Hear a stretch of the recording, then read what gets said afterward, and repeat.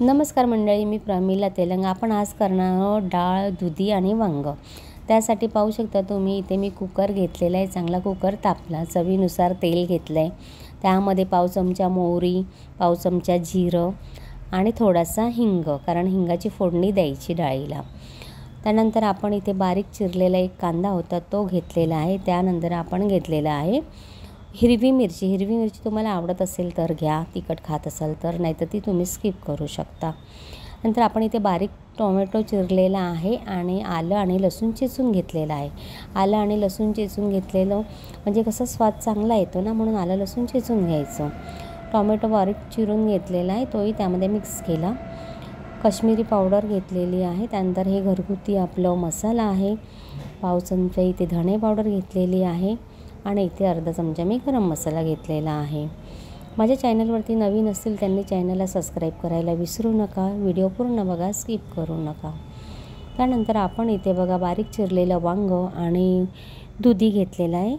त्यानंतर इथे मसूर डाळ आणि तूर डाळ मिक्स करून भिजत ठेवली होती अर्धा तास, ती इथे वांग्या आणि दुधीवरती घातलेले आहे मसाल्यामध्ये। त्यानंतर आपण मीठ घेतलेलं आहे चवीनुसार आणि ते चांगलं असं परतून घ्यायचं, एकजीव करून घ्यायचं।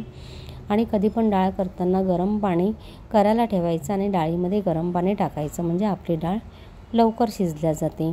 व्हिडिओ जर तुम्हाला आवडत असेल तर व्हिडिओ शेअर करा आणि व्हिडिओला लाईक करायला विसरू नका। चांगली उकळी आली कुकरला, त्यानंतर त्यामध्ये चवीनुसार मी इथे कोथिंबीर घेतलेला आहे। कोथिंबीर घातल्यानंतर आपल्याला कुकरच्या 4-5 शिट्या काढून घ्यायच्या आहेत। कुकरला छान असं झाकण लावून घ्यायचं, पहिले बघायचं नीट झाकण नीट लागलं आहे की नाही, नाहीतर साईडने वाफ जाऊ शकते ना। जुना कुकर असल्यावरती साईडने कधी कधी वाफ जाते, त्यामुळे नीट चेक करायचं। आणि इथे मी 4 ते 5 शिट्या काढून घेणार आहे। पाहू शकता तुम्ही इथे आता कुकरची आपली शिटी झालेली आहे। कुकरच्या चांगल्या 5-6 शिट्या काढून घेतल्या तरी चालतात, काही हरकत नाही।